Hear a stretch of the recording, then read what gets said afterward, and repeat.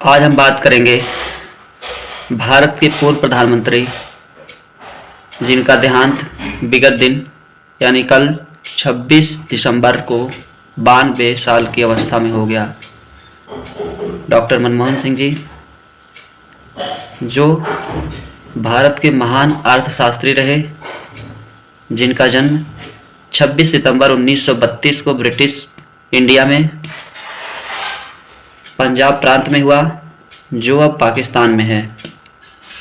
जब देश आज़ाद हुआ और देश का विभाजन हुआ तो उस दौरान डॉक्टर साहब का परिवार पाकिस्तान से आकर अमृतसर में बसा और डॉक्टर साहब स्नातक की पढ़ाई अर्थशास्त्र से किए और देश के महान अर्थशास्त्री रहे। पीवी नरसिम्हा राव जी के शासनकाल में वे भारत के वित्त मंत्री रहे और जब देश गरीबी की उस दौर से गुजर रहा था तो डॉक्टर साहब का योगदान अतुलनीय रहा।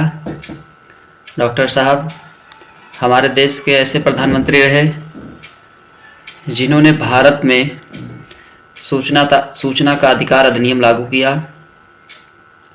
उनके ही शासनकाल में देश के करोड़ों गरीबों को रोजगार गारंटी सेवा का लाभ मिला। उन्होंने मनरेगा की शुरुआत की। डॉक्टर मनमोहन सिंह जी ने वर्ष 2009 में एक कानून पास किया जिसमें 6 से 14 वर्ष के बच्चों के लिए निःशुल्क शिक्षा की बात की गई और डॉक्टर साहब इस प्रकार भारत के भारतीय रिजर्व बैंक ऑफ इंडिया के गवर्नर भी रहे। उनका योगदान अतुलनीय है, जिसको शब्दों में नहीं गिना जा सकता है। हमने एक महान व्यक्तित्व को खो दिया।